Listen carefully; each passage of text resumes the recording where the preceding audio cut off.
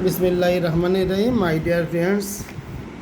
This patient, Tajul Islam, is about 22 years, came to me for treatment in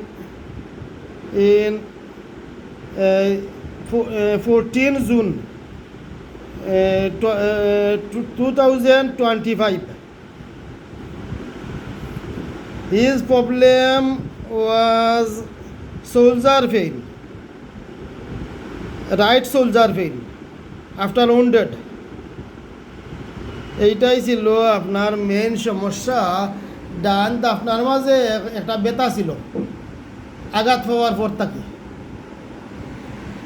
This shoulder pain was running from 4 years and he have taken many treatment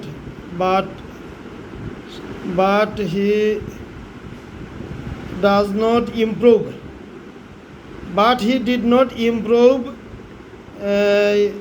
and last he came to me and I have given medicine Lycopodium 50 ml 1 to HEFCO India. This patient's other problem was back pain.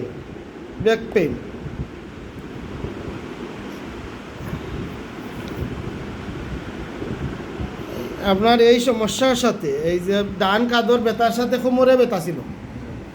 আচ্ছা, তার সাথে আপনি যেটা বলেছিলেন যে খাওয়ার রুচি কম, বারবার খিদা লাগে কিন্তু খেতে পারেন না। আচ্ছা, এখন আপনার কোমরের ব্যথাটা নাই? আচ্ছা, তাহলে কোমরের ব্যথা নাই এবং দাফনার ব্যথা আগের চেয়ে কম আছে। বারবার খিদা লাগে, খাওয়ার রুচি হয় না। এখন আগের চেয়ে খাওয়ার রুচি হয় ভালো। আচ্ছা, আলহামদুলিল্লাহ। তো সেটাই হোমিওপ্যাথির ম্যাজিক। বিশ্ববিখ্যাত চিকিৎসা বিজ্ঞানী হ্যানিম্যান হোমিওপ্যাথি আবিষ্কার করেছেন। আসলে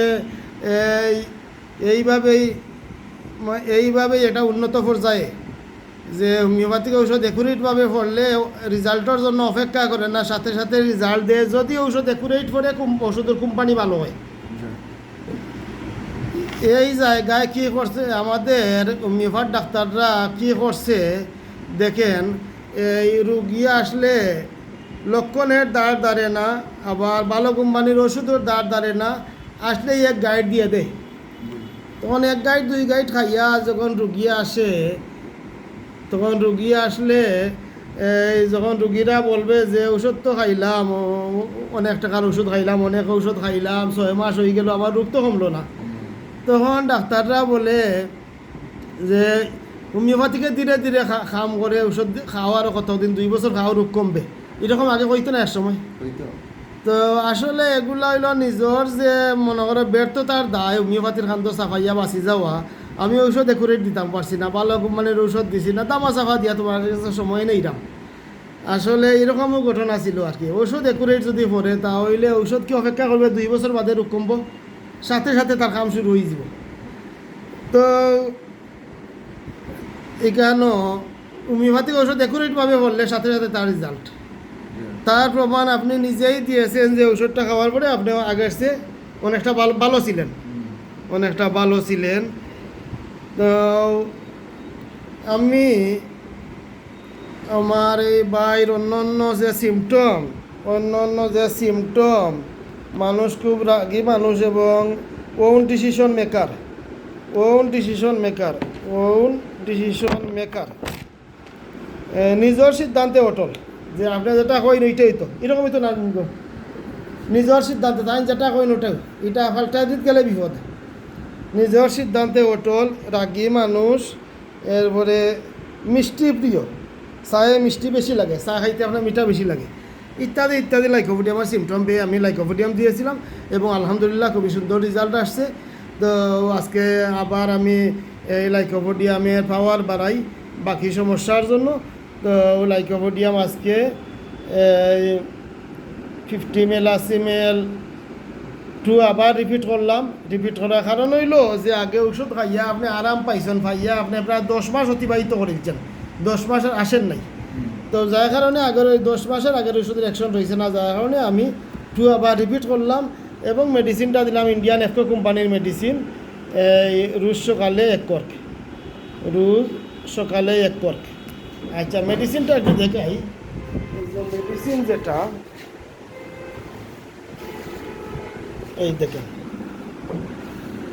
মেডিসিনটা এই হলো ইন্ডিয়ান এফকো কোম্পানির মেডিসিন।